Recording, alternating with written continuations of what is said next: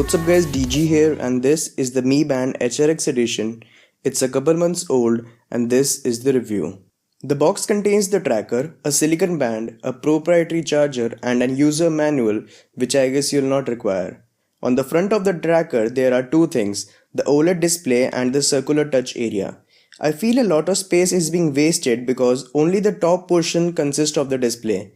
The circular touch area is used to cycle between different functions. Overall, it's quite a simple and plain design. So tapping the touch area once will show you the current time, tapping it again gives you the number of steps you have walked, and tapping it one more time gets you the distance traveled. Tapping the touch area for the fourth time will give you the calories burned followed by the battery percentage. Now all the data you see on the band is for that particular day only. So if you want to see or compare data from previous days or weeks, you will have to use the Mi Fit app which is available for both iOS and Android. Setting up the band with the app is super easy.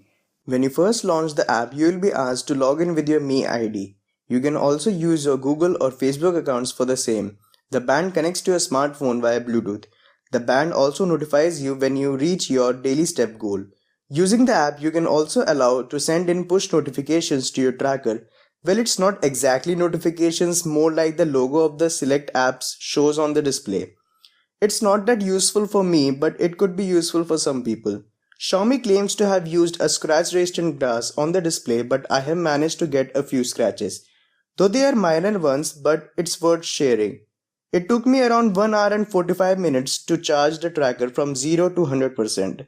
The battery life on this thing is awesome. I am getting around 19 to 20 days of battery life when connected all the time to my phone. You may be able to get a little more juice out of this band by keeping it disconnected from your phone. Now coming to the accuracy of the tracker, with my testing I would say the step count is 75 to 80% accurate.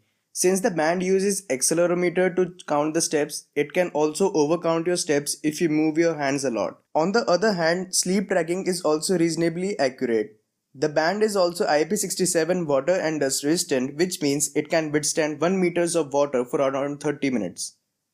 Added to the price of 1300 Indian rupees or about 20 US dollars, I would say it's a fantastic value for money. Keeping in mind there are a whole lot of people who don't want to spend too much on a Fitbit to keep a check on your daily physical activity. Either way, thanks for watching and I'll catch you guys in the next one.